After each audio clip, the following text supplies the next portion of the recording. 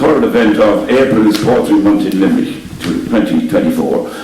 And due to medical circumstances, unfortunately, Jon Kenny can't be here this afternoon. However, we're delighted to introduce two poets, one of whom will be making his debut as a guest reader, reading his own poetry. He is, of course, novelist Donal Ryan, who needs no introduction. He is joined this afternoon by Professor and poet Eoin Devereux. Just before we get that off the ground, I'd like to thank Ken Mackesy for the excellent music.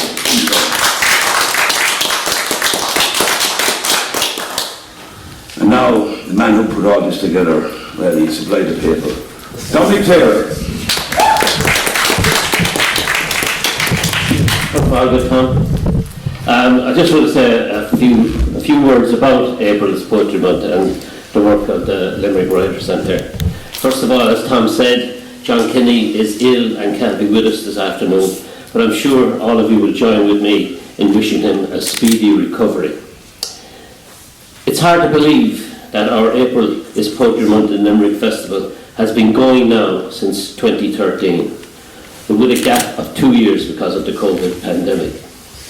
We began the festival in 2013 mainly as an online event with postings on Facebook such as Poem a Day.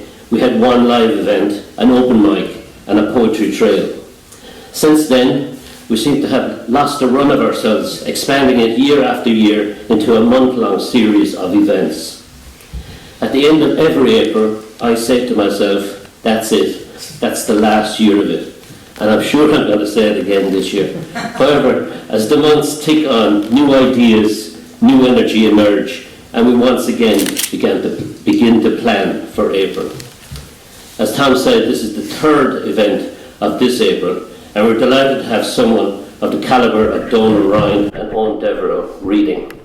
Donal is temporarily leaving the world of the novel and short story behind to make his debut as a guest poet, and I hope this is the start of something new and exciting for him. Eoin Devereux, of course, is a more seasoned poet, and his work has appeared in many prestigious journals. His future as a poet is secured, and we look forward to hearing and reading more of his work in the coming years. Of course, the Limerick Writer Centre has been hosting poetry events since 2008.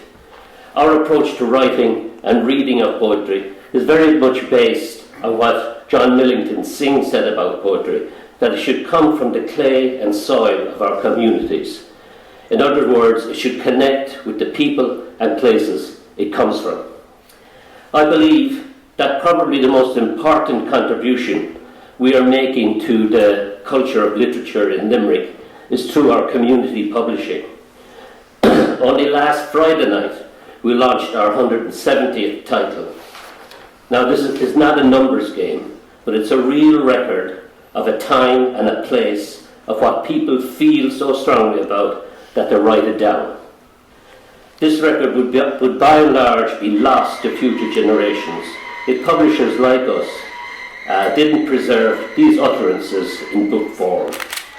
And even though most of these books are gathering dust somewhere, to have created something meaningful for someone is one of our greatest achievements and joys.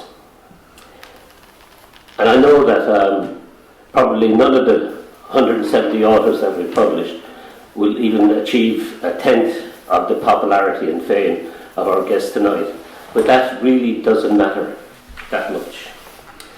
So enjoy the readings, and if you can, come along to our other events over the month of April. I'm just going to leave you with a short poem which I have always found inspirational. It's by Mary Oliver and it's called Praying.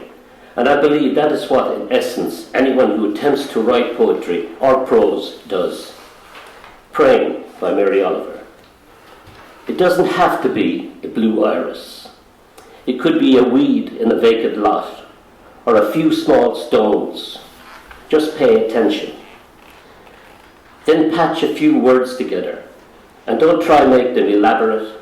This isn't a contest, but the doorway into thanks and a silence in which another voice may speak. Thank you very much. Eoin Devereux.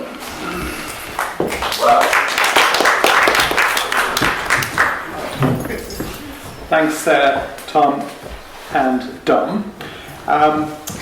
It's wonderful to be here this afternoon to read, and how we're going to organise today's reading is Donal is going to read for about 20 minutes, and then he'll hand over to me and I'll read for 20 minutes, and then we'll both come together and we will read, if you like, an encore. We'll do 2 or 3 more poems in the round at the end. So I am honoured to introduce Donal Ryan to you here this afternoon. Donal Ryan, as you know, is an acclaimed novelist, widely translated. He's a short story writer. He's also an accomplished poet. I'm very fortunate in that Donal is a colleague of mine at the University of Limerick. We are blessed to have Donal Ryan amongst our creative writing team at UL. I also acknowledge Professor Sarah Moore, who is here today from the programme. And I regard Donal not only as a colleague, primarily I regard Donal as a friend. You will all be familiar with his wonderful prose writing as an acclaimed novelist and as a short story writer in books like The Spinning Heart and The Thing About December. And I suppose I was thinking about Donal's work, and I've often thought this when I'm reading his novels and his stories. Every sentence in Donal Ryan's work is pure poetry. The other thing I would say about Donal is, like many other very, very talented and accomplished people, Donal Ryan wears his ability and his success really, really lightly. He is a fantastic mentor for our students at UL. Donal is so generous with his time as a writer in terms of feedback, in terms of encouragement. He really, really, really is. So it's an honour to introduce him here this afternoon. So without further ado, Donal Ryan.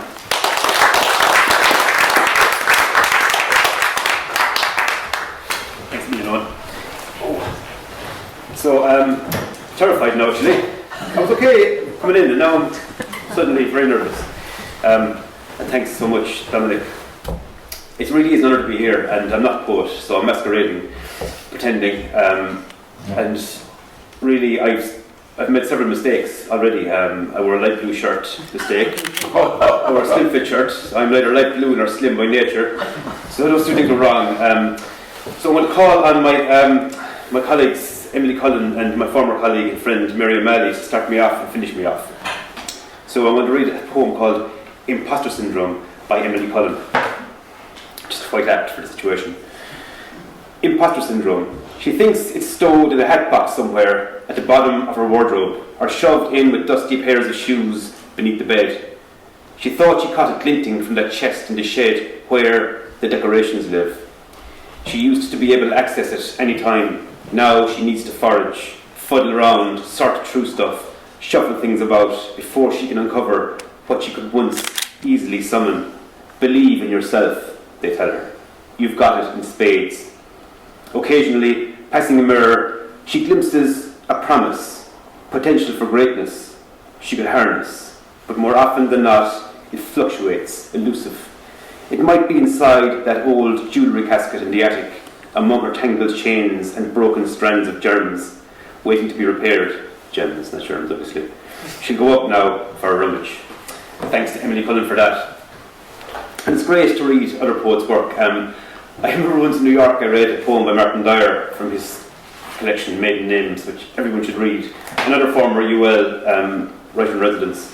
I read Death in the Post Office and Cyril de Bergerac, and I still get emails from people asking about my poems that I read in New York.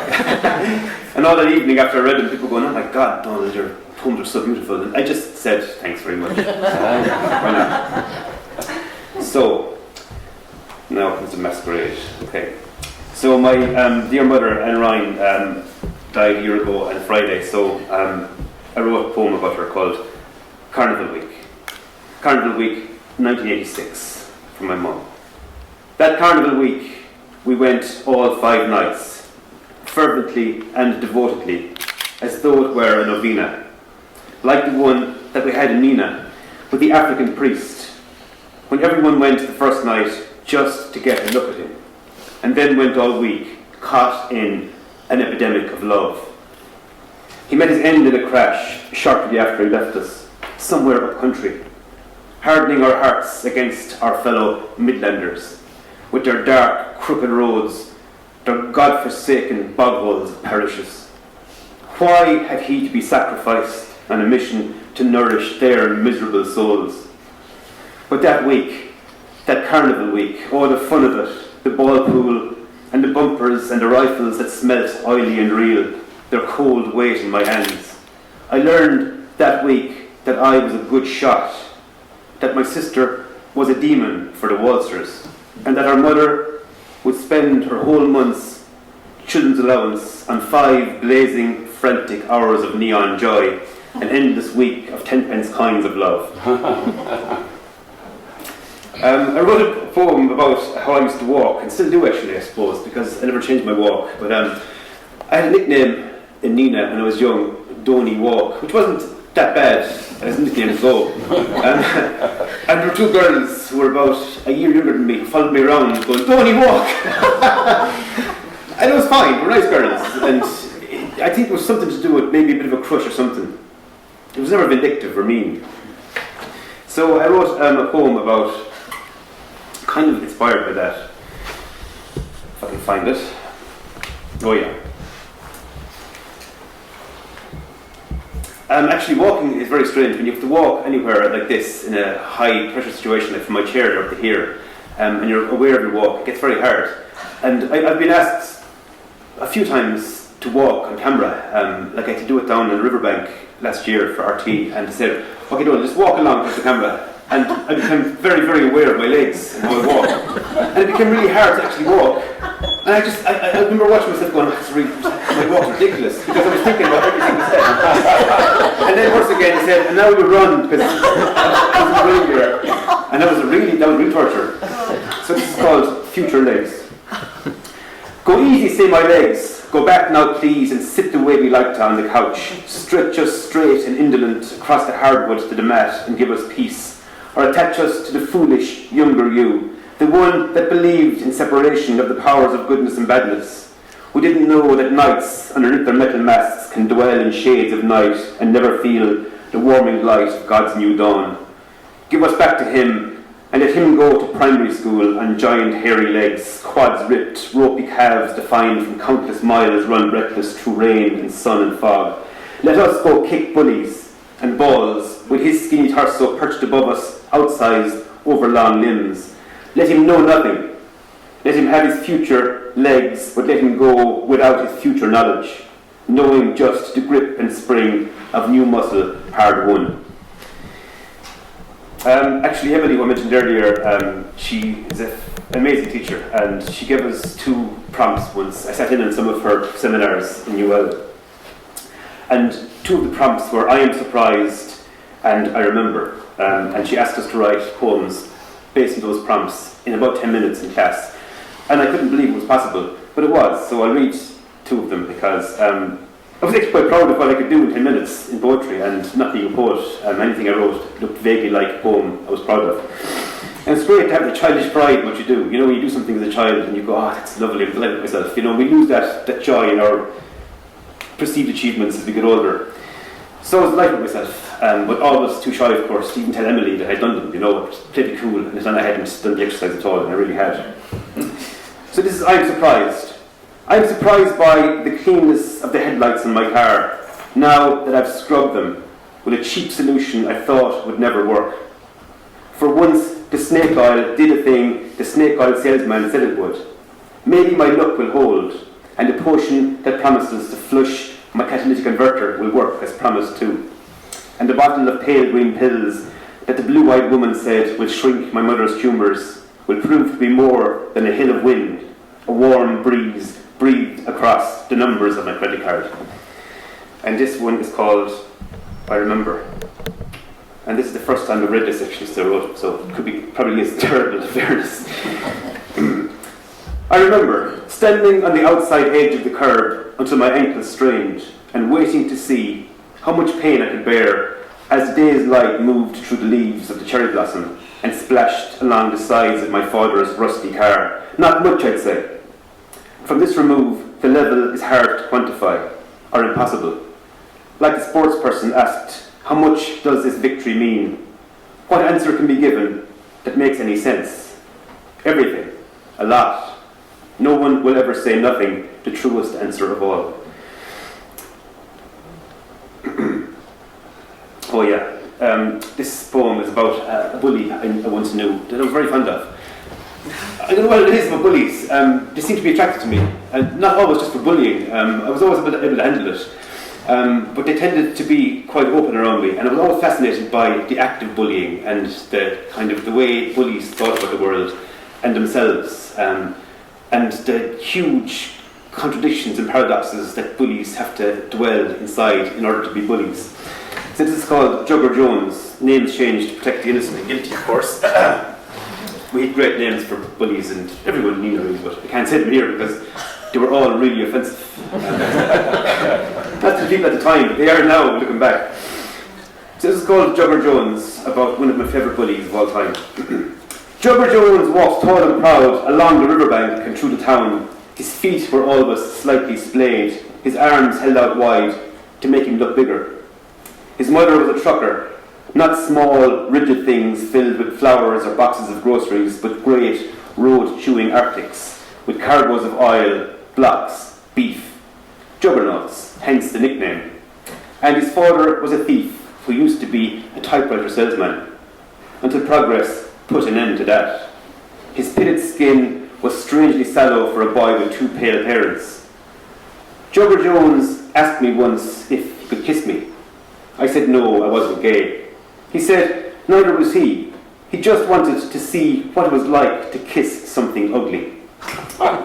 He was tired of beauty, he said. It bored him. I said I understood, but he punched me in the stomach. A warning, I suppose. Jugger Jones wondered why the moon moved so erratically around the sky. He couldn't see a pattern. If reality was smooth or granular, if he should burn his house down with his folks in it, if he should stab himself in the neck or someone else. He told me how he kicked the cat and flew mewling through the air. It backflipped and landed on his feet, but he was sleepless all that night from guilt. The cat's eyes, he said, the shock in them, the fact that the cat had not seen it coming. You're not built for violence, I told him, and he punched me again. Jugger Jones must be 50 now, if he's not dead.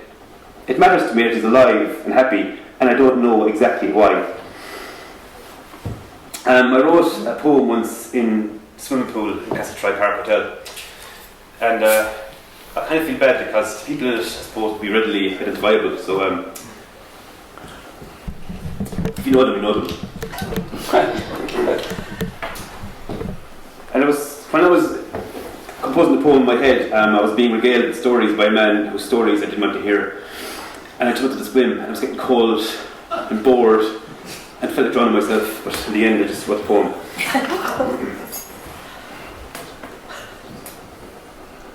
It's called Single Man, 41, Worries About the Apocalypse. And I suppose the word apocalypse is kind of misused here because apocalypse means just revelation more than, the end of the world. But anyway, I'll be at the gym when the apocalypse comes, as sure as God. In the pool, knowing my luck. I'll enter eternity in Speedos. The retired judge I often chat with will come in from the changing room with the news, all sprightly with wryness and knowing. The I told you so glee of the man who's never loved beyond the suckled breast. He'll have watched the newsflash in reception, and he'll relay the last story of all time in a clear and measured voice. They dropped a big one on the English, he'll say, looking around to make sure everyone's listening. 100 megatons. The blast's leading edge will make landfall here in about 7 minutes. Then it'll take another 5 or 6 to cross from the east. He'll pause to let this settle and sink. He'll sniff the moist air and slip his flip-flops off. They're dropping them like confetti, so we mightn't even have as long as that. Now, he'll conclude, a verbal gavel tap on all of our frustrated passions. Then he'll slip splashless in beside me and stretch, his arms first and then his calves, pushing against the pool wall with all his small strength. He'll tell me a story. like the one I heard in that same pool last week, but from a different, kinder man, about how Kilkenny lined out 16 men at the 59 final. 16, imagine, in the parade! Most never noticed, but I did. The extra man was an actor, an American fella. They were shooting a film, you see. He couldn't recall the title or the plot. My judge will stand hip-handed beside me in the shallow end once his story is finished, regarding me side-eyed. He'll sniff the air again, chlorine and a salty edge of panic. I'll smile politely, thinking, God, could you not have granted yourself one last stand, stayed the Donal's twitchy tweeting thumb, Kim's pudgy hand? The judge will clear his throat to reconvene the matter of our imminent destruction. Laughing, he'll say, there we are, worrying about our prostates. Easy for you to say, I think. You have no more use for yours. Then it'll dawn on me that neither do I. A commotion outside will draw our eyes. Collisions in the car park. People trying to make it home to die in conjugal comfort. Someone will slip on the jacuzzi steps, plump onto the floor and lie moaning there. The judge will feel a proxy pang for litigations wasted. Hours unbilled. A cloud will mushroom up around my midriff as the sky beyond the car park blazes white, and I'll feel the warm tug of gravity and water, the sure and certain weight of wasted love. The judge will sigh and roll his eyes, fill his lungs with air and float happily away. See, I made a mistake in bringing all my poems. I'm not even sure if there's 20 minutes worth of poems here, but now there's probably a few left that I can't decide between. I should, of course, have written a running order for myself before I came. So anyway, hold on a second now. Oh yeah, here we go. This is called At Ruane's Well, and I wrote this after visiting Conlon's Well and near Nenagh with my parents a few years ago, and meeting old neighbours I hadn't met in a long time, and watching this strange little scene play out. And again, I had to change the location, the names, to protect people's sensibilities. So it's called At Ruane's Well now. Ruane's Well is a neighbouring holy well near Lara. So this happened at Ruane's Well, not at St. Conlon's Well in Nenagh. The land was opened around Ruane's Well, so a ring fort appeared by the path, and a small lake below it, centred by a stand of reeds. We all marvelled at these brand new ancient things, and cast regretful eyes along the raised hedgerow, the stumps of ash and oak. But what about it? There was plenty more trees, and more regrettable were all the years spent not knowing of the ring fort or the lake. The solitary farmer that had kept him secret was dead, and the distant cousin that fell in for the land was more given to openness, to views, to airy spaces. He was at the service this year, standing midway between the priest and the sprighead, straddling the border between the patterned commonage and his inherited freehold. After the singing and the blessing, in that restless, uncertain time between the end of prayer and the start of gossip, he stepped forward from among the congregation. Tall and broad-shouldered, oblivious to the rising swarm of speculation, he lifted a cup of the cool water to his lips with a steady hand. A finger of evening sun touched the gold of his wedding band, then pointed in every direction at once as a dozen hearts sank. Stepping back from the sacred shore, he smiled, as though some happy truth had been confirmed, and turned as the next person passed. God bless us, he said. That water is sweet. His note was struck of spring and stone, of the earth beneath him, the vaulted sky above. We heard ourselves echoed in every syllable, as he accepted the hands of the faithful, the grudging blossom of their regard, the gratitude of his new neighbours for the felled trees. And I think this is probably coming to the end now of my capabilities as a reader of poetry that I wrote myself. This is called... I read this one called I Saw You. It's set in Limerick, and it was the first poem I had published, and it was published by my dear friend Eoin Devereux in the Limerick broadsheet. Last year, Eoin, yeah, and I was so proud to have it published by Eoin. It's called I Saw You. I saw you out in Clare Street, where the Abbey River ends, shouting your love at a swan. She sailed on. I saw the Christian Army march past your station and your cross. You laughed at their pale Mary held aloft. I saw you kneeling on the ground before Christ the Redeemer, and you were crying all your sins. I saw you in the Ara Mountains, coming down as I was going up. The air is thin and pure up there, and so were you. I heard you were an architect in someone else's life. I heard you had a daughter and a wife. I heard you died on Cruises Street on the eve of Christmas Eve and clogged the path for hours outside McDonald's. I see you now in a twist of white along the rim of a clutch of cans, 6 for a fiver. I remember your hands were always clean. You were baptized daily where the rivers meet. So to finish, I'm going to call on my friend Mary O'Malley to help me out, and I'm going to read a poem of hers called Peace Walk. And this poem was written in response to a letter Emma had written and made public around the world. And I think it's very apt for this time in our lives and in the history of the world, basically, because you'll see when I read it anyway. Peace Walk by Mary O'Malley. In Israel, in the town of X, a man walks each morning to the end of his street, where the desert begins. It is how he wakes, standing just before sunrise, the air cold and sweet.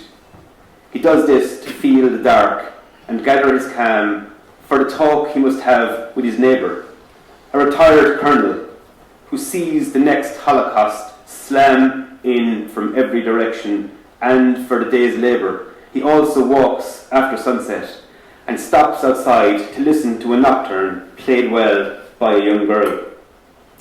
He mentions that instead of peace, and the old man's pride softens him. His daughter's daughter, so musical. Reading this, the good habit of taking peace where we find it, knowing it will be scorched by noon, and holding it inside our dark cistern makes more sense than roadmaps. Walk on, Amos Oz. Thanks to Mary O'Malley for that.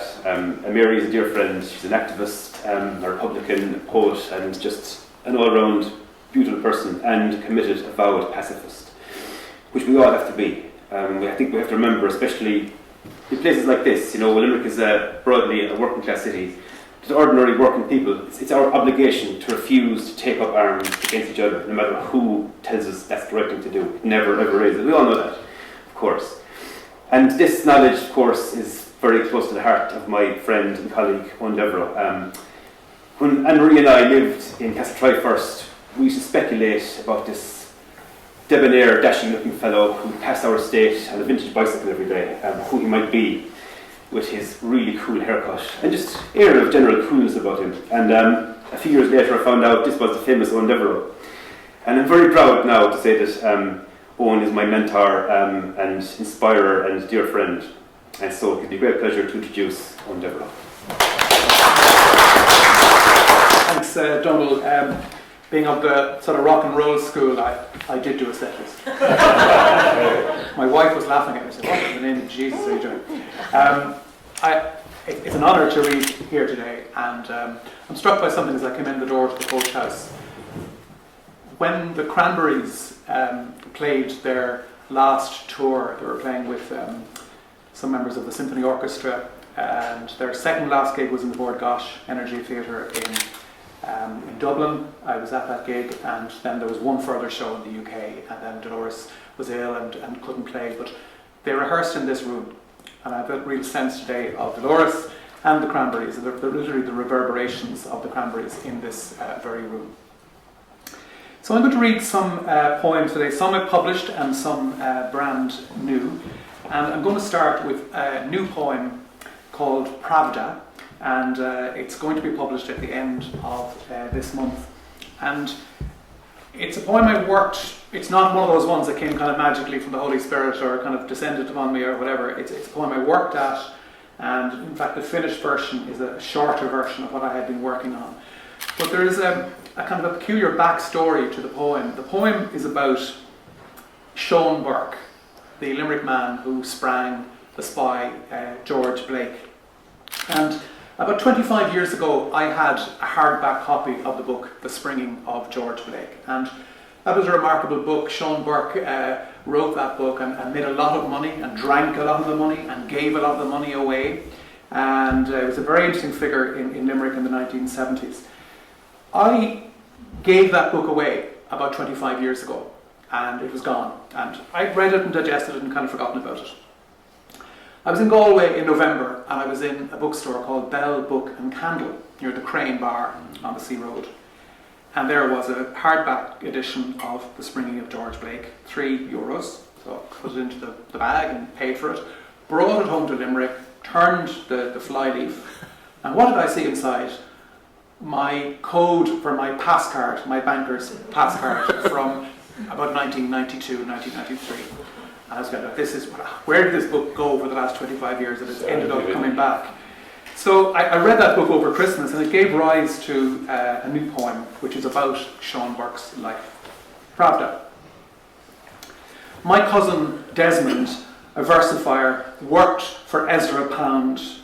My uncle Feathery, a rich miser, gave pennies for scrap in tumble-down Limerick town. I served my time as a banana stealer, a bomb maker, a jailbreaker, a scribbler. I taught myself in Wormwood scrubs. I forgot myself in Moscow pubs. Seduced by whiskey, repulsed by poverty, I was a reluctant guest of the KGB. The hard lessons I learned came not from Christian Brothers nor Dannon Industrial School. And I realised a long time ago that Richard Lovelace was no fool. Stone walls do not corral, cages do not contain. The chains that constrain us most of all often spring from within. Donal mentioned Limerick being a predominantly working class city, and issues about class and my own class background are very strongly represented in my work. And 2 months ago I published a new poem called Stranger Danger about this very issue, and it might just bear a passing resemblance to where I live with my family.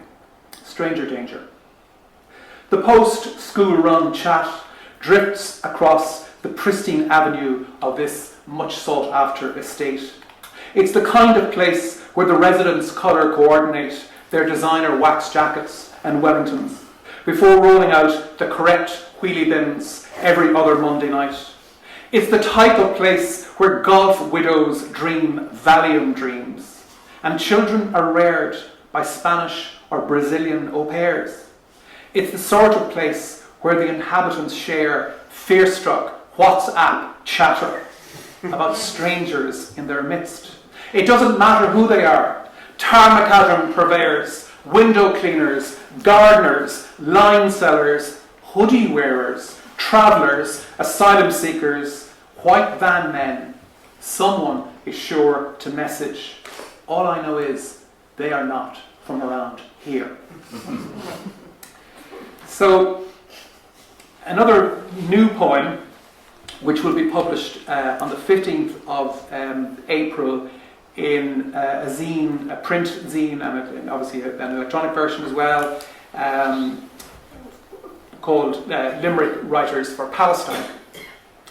And my poem in that collection is a new poem called Murder in the University.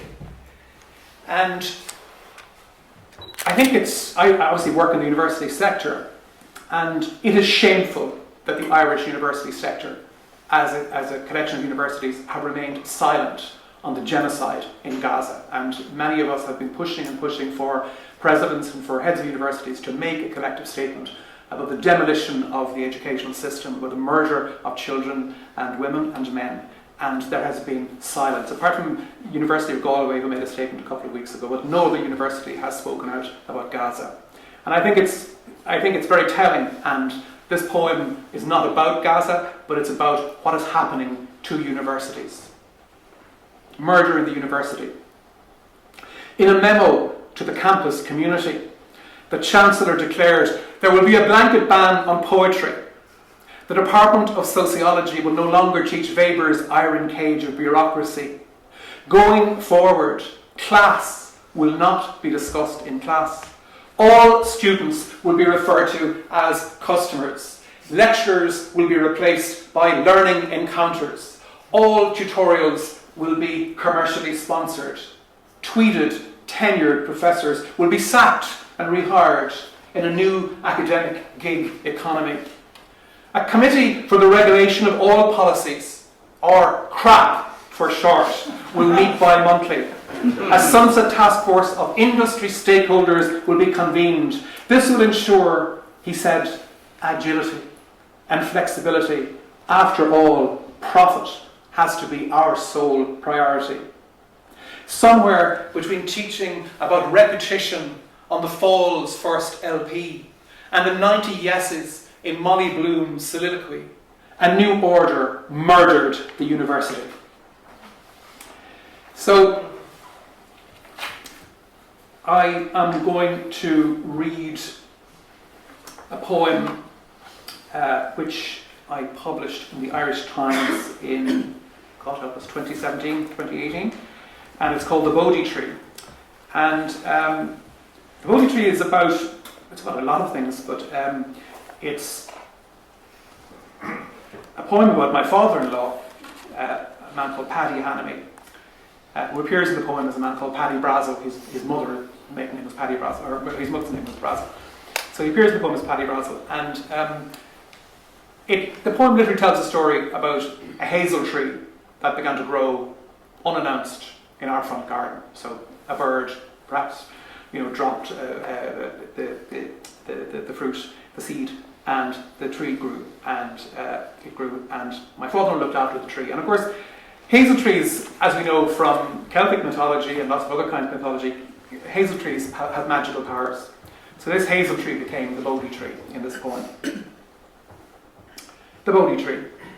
We weren't that surprised when Paddy Brazel pointed it out to us, for he had a weather eye for such things. A hazel tree sprouting in the left-hand corner of our trim suburban tablecloth garden. And for all our weeding and trimming, spraying and mowing, we'd never noticed it.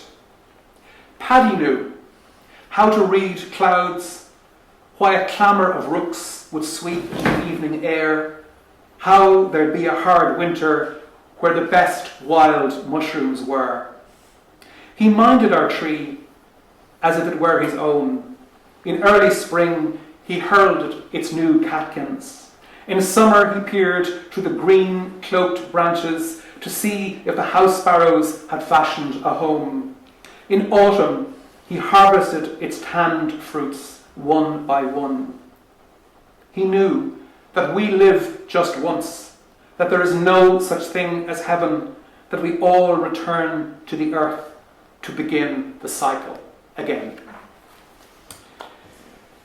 So that was the Bodhi tree, and that was one of those sort of unusual poems, because poetry, like any form of writing, takes work, and it takes effort, and writing and rewriting and crafting and chiseling and throwing stuff away and so on. But the Bodhi tree is one of those unusual poems in that I literally wrote it in one go, apart from changing. It might sound like that to you, but I wrote it in one go at a sound check in Dolan's. I was working with a band in Dolan's, and the band were sound checking, and this poem literally came to me, and I wrote it on my phone.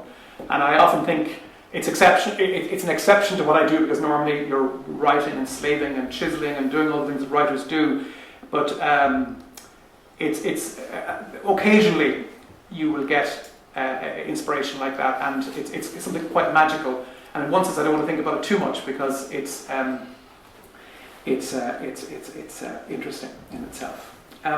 Similarly, the next poem is something again that happened quite quickly, and again I had a sense of maybe sort of some power outside of myself in terms of inspiring the poem.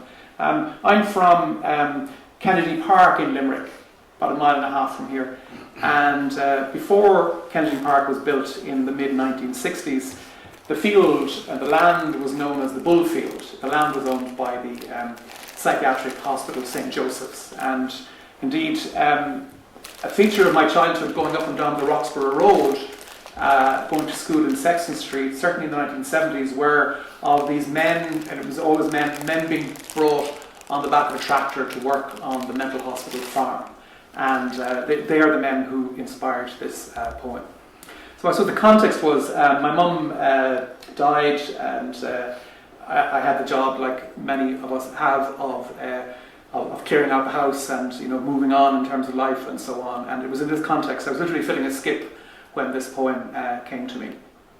The Bullfield. On All Souls' Day, I knelt down on the mottled tundra clay, ear cupped to the frozen ground. I could faintly hear the murmurings of men, buried nameless in the pauper's grave.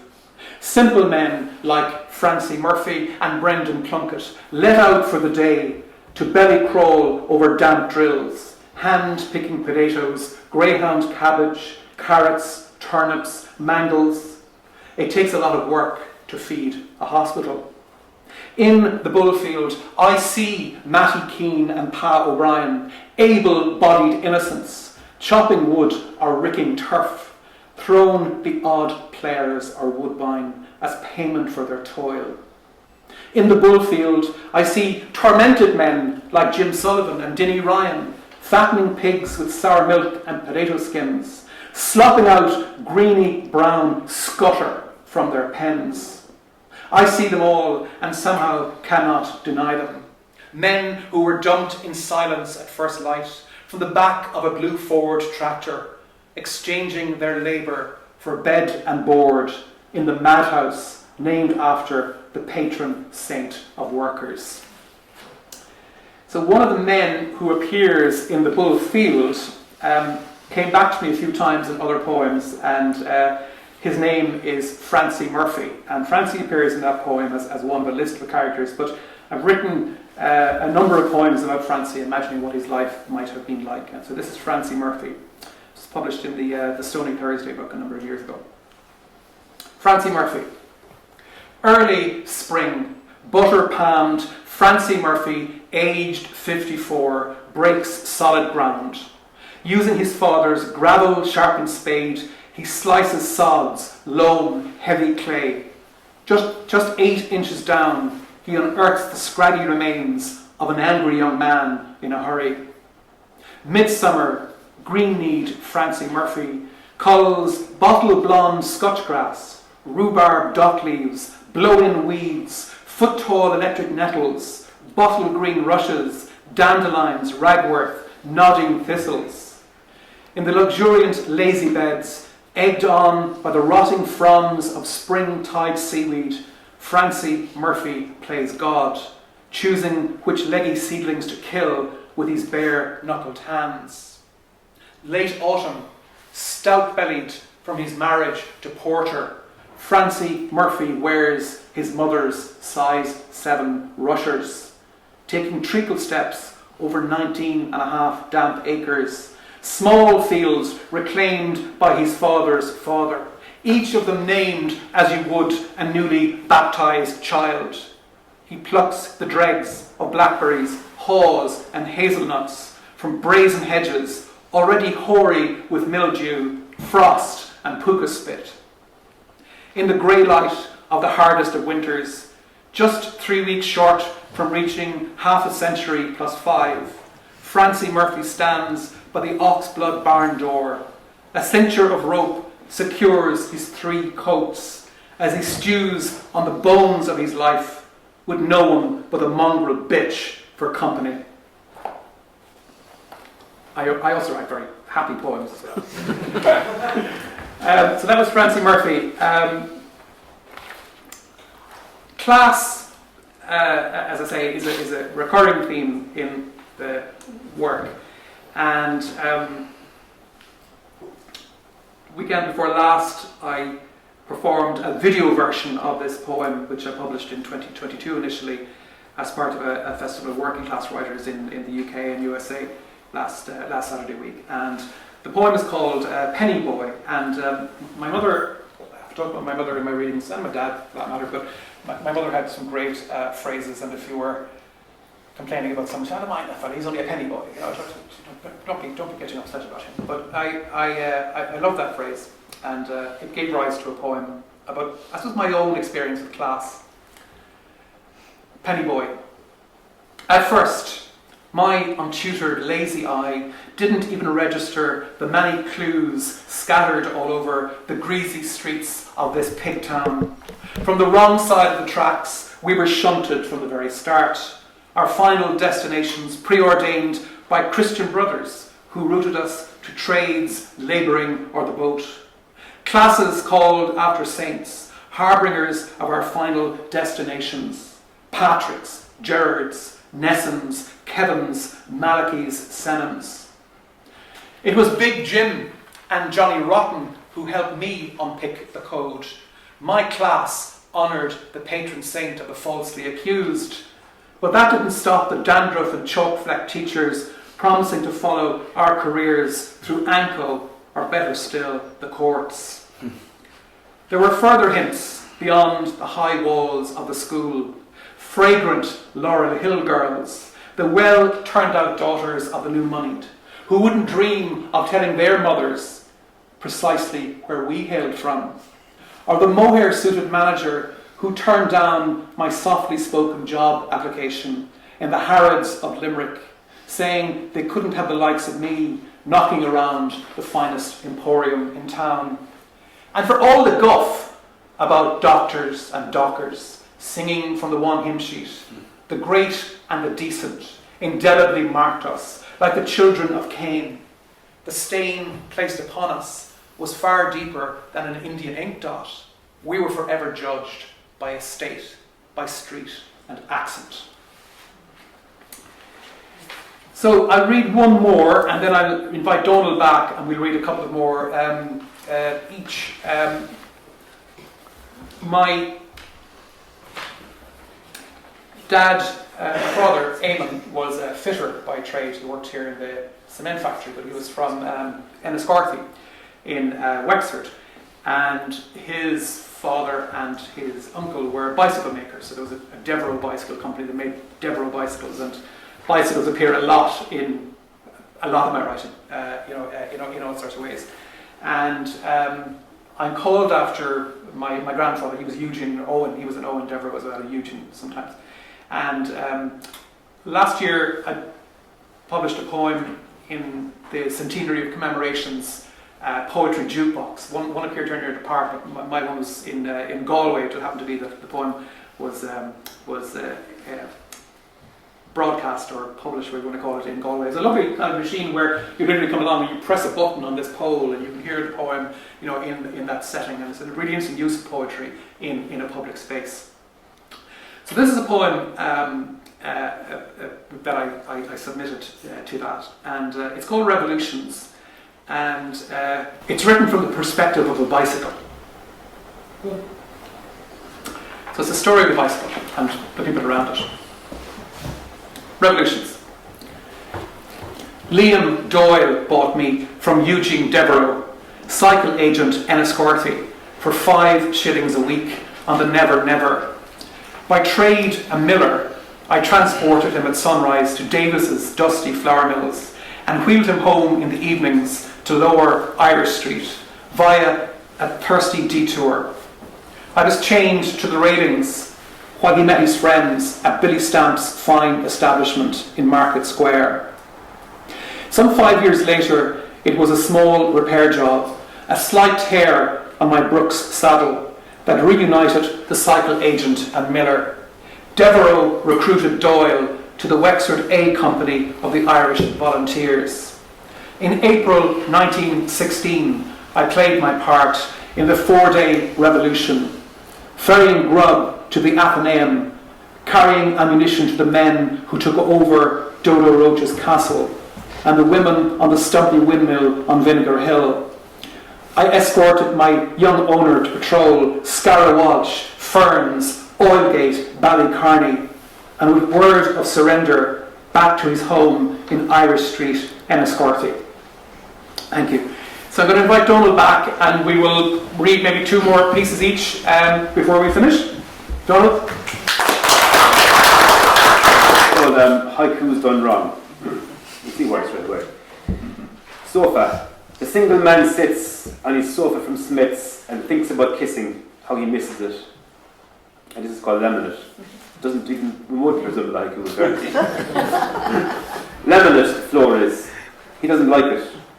Cheap, fake looking. He bought a girl for 50 pence one time and a packet of Frosties. He was 11, she was 12. The deal was made with her boyfriend, brokered by her first cousin. 50 pence for the boyfriend to rescind his rights. The packet of Frosties was the cousin's cut. She was inexpensive, certainly not cheap. There's a world of difference. And my late father didn't hate Shemsini, no time for Shemsini at all, because none of his poems rhymed. And in Dad's eyes, it couldn't be a poem that didn't rhyme. So Dad and I never discussed my poetry, really. So I better read a poem that rhymes, in fairness, in his memory. And this poem really is about how I've really just abandoned my obligation towards my garden.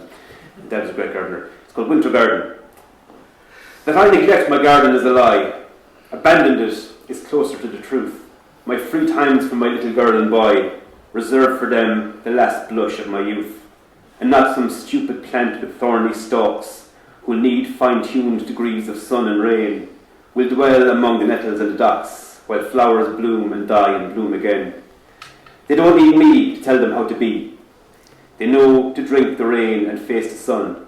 They know that in my garden they are free. They won't be pruned or plucked or cut for fun. What joy can be wrung from a dead bouquet? For fleeting pleasure, life is torn from clay. Thanks very much.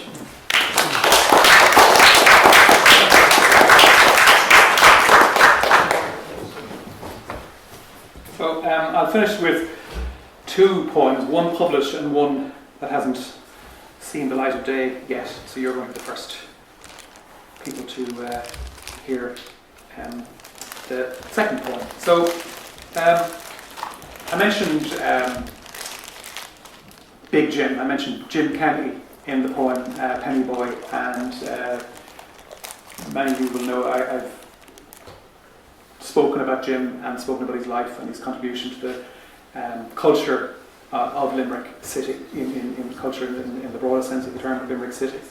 And Jim Kenny was a hugely influential figure in my own life. And again, I talked about this before in this venue. Just around the corner here we have Mechanics Institute in Hartstone Street. And my dad was a trade union secretary for what was the Amalgamated Union of Engineering Workers, now Unite the Trade Union, I'm secretary of. And so my dad would have to go to meet members on a Friday night at the Mechanics Institute, and Jim Kenny would be there holding court in terms of the Bricklayers and Stonemasons Union. And my first encounter with Jim Kenny was very funny, because I was in the Cubs in St. Joseph's Scout Troop on Reese's Path here, and there was a notional pound for the doorman, very gendered I know, there was a notional pound for the doorman in the Mechanics Institute. So anytime I came down to meet my dad to get the lift home and to get the bag of chips going home on a Friday night after Cubs, Jim Kenny would present me with his pound. You know, Eamon, you have to pay the doorman, you know, and I'd get the pound. You know, so I first encountered him then, and then later on, and you see in the poem, my first kind of big memory of Jim Kenny was my grandmother, my maternal grandmother in Limerick died, 1974, and Jim had been very good to my grandmother, like he was very good to many, many people in the city. And I remember coming into the church at the funeral, and I overheard someone saying, "What's that fucking communist doing here?" You know, and you know, he came in to pay his respects to my nana, and that sentence, that phrase, stuck with me, and it appears in this poem, Ordnance Survey, 1974, and I dedicate it to Jim Kenny. And the poem, I should just say one other thing about the poem. The poem is set on Mulgrave Street in Limerick, and Mulgrave Street, in my thinking, it is the most fascinating street I've ever encountered. I've travelled the world, but the most fascinating street I've ever encountered in my time is Mulgrave Street. And we joke about it being, you know, the street of the mad, the dead, and the bad, and so on. But it's so interesting in terms of the development of the city of the 19th century, the building of the railway. The British were experimenting in terms of, you know, how they built the shape of the psychiatric hospital, the surveillance of psychiatric patients, the building of the prison, and so on. So Ordnance Survey is about that street and about some of the characters that I would have seen populating it in the 1970s, early 80s. Ordnance Survey 1974. with neither map nor compass. Ordnance House, Newtown Mahon is my starting point as I traipse the street of the mad, the dead and the bad. At the pitch pine gates of Shaw's bloody slaughterhouse, the sweet and sour smell of pig shit wafts over the squeals of terror. The siren beckons clogged pork butchers, sharpening their knives of steel to carve the finest cuts of ham and bacon for the bone china plates of the well-heeled, while the city's poor devour the entrails of swine. Under the watchtower of the jail, in front of its needle-pointed railings, my first salute is from a dancing, tweed-coat, toothless man. "Well, boss," he says as he waltzes alone. His name is Raymond Troy, but known to all since the day he was born as Bisto. Caruso arms outstretched, he sways and sings a ballad of his own making. This street was named after the Lord Lieutenant. He visited just once when we had landlords and tenants. The son of a Tory, he became a Whig. This majestic boulevard's known for the pig. A writer and dandy by temperament, too honest for politics. They say he was the last of the true romantics. O'Normanby Street has everything. Markets to sell butter, pigs and hay. A battery to keep the natives at bay. A cobbled yard to drill young men sent out to die for empire and king. It has early houses for the thirsty and loveless. A boot factory for the shoeless. A jail to punish the poor. A tea importer. A headstone maker. A dusty flour mill for the baker. A rope walk for making a noose. A fair green with frisky horses and wild cattle on the loose. A madhouse if you're not right in the head. A spacious graveyard for when you're dead. The whole town knows Bisto. He drank a spinster aunt's farm, 40 good acres with frontage near Ballybricken. In the rats from drink, but well enough to be let out each morning from the lunatic asylum.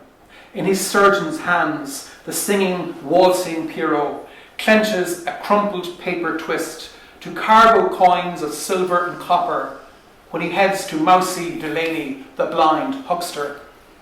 Bisto's scribbled list doesn't vary very much. A golden pimple-net quart of Lucasade for poor, demented Jackie Stritch.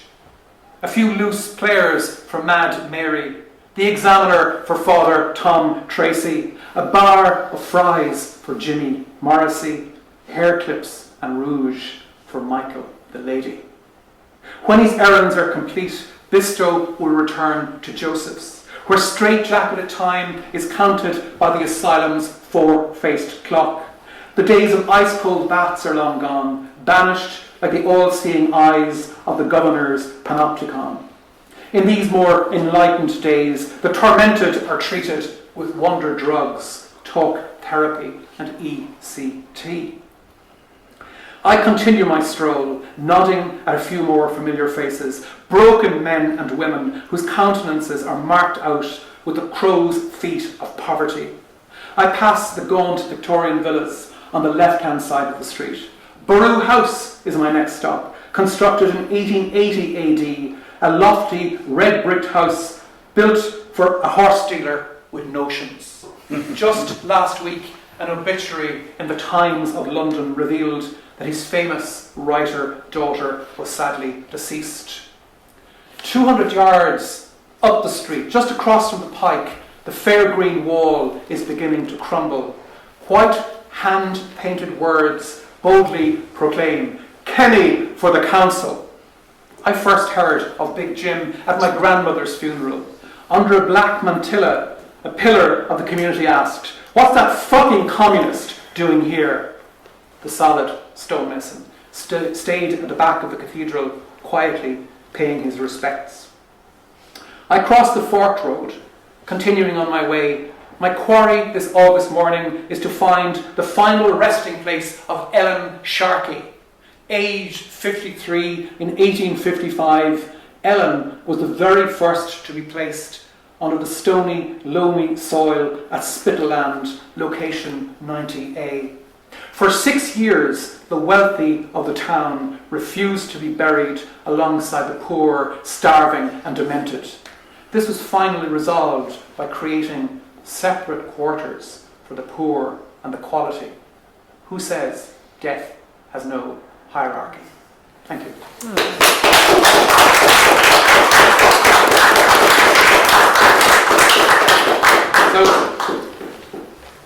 And that is factually the case, that when what we now call the Mount St. Lawrence Cemetery was first opened, the middle classes of Limerick refused to be buried anywhere near the poor. And if you look at I went through the records in terms of burials there, and what you have are a slew of misfortunes, people who are in the psychiatric hospital or in St. Joseph's who are dying from influenza or childbirth or whatever, and they are being literally dumped into the ground in Mount St. Lawrence, but no well-heeled person will be buried there. But it was literally done by creating separate quarters in the graveyard.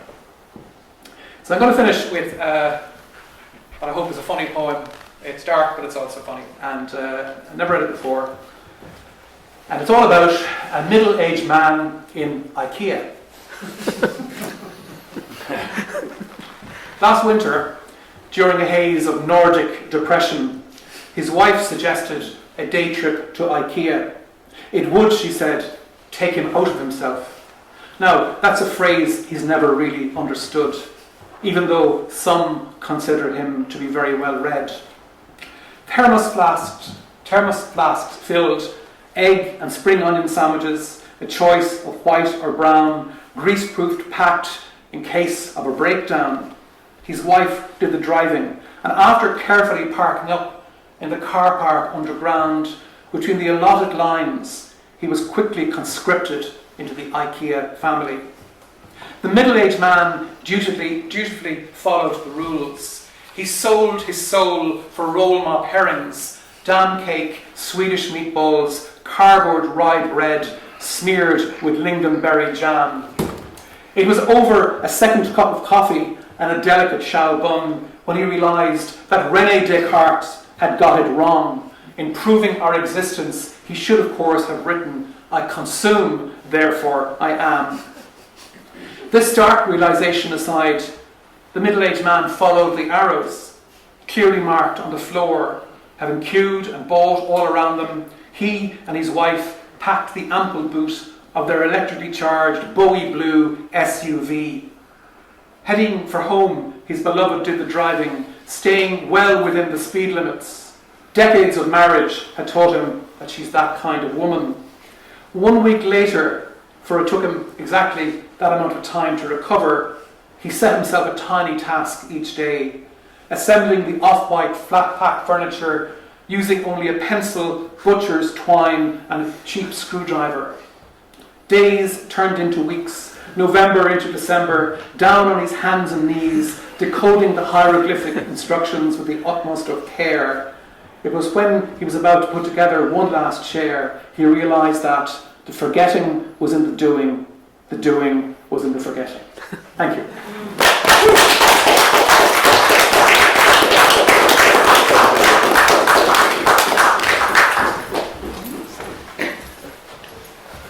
Yes, there is a song list here at my feet, which is where a song list usually reside. A set list. Anyway, give me time to think what I'm going to say next. Fortunately, I've written it down. Here you had some fine poetic observations from two excellent practitioners, Donal Ryan and Eoin Devereux. Let's hear it for them.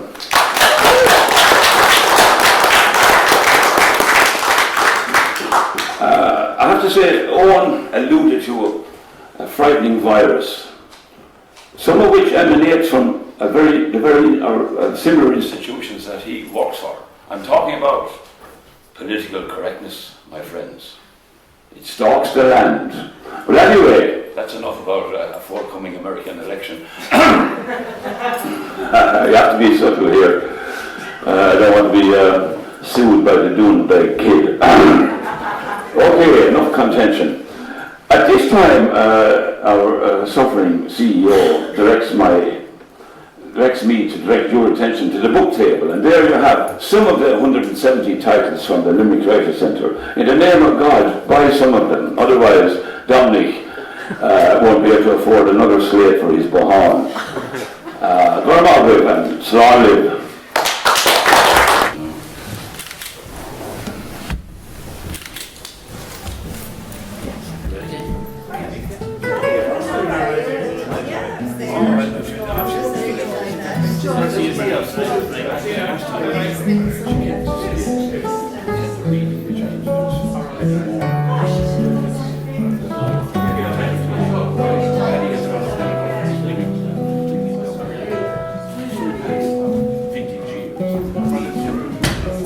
Grazie.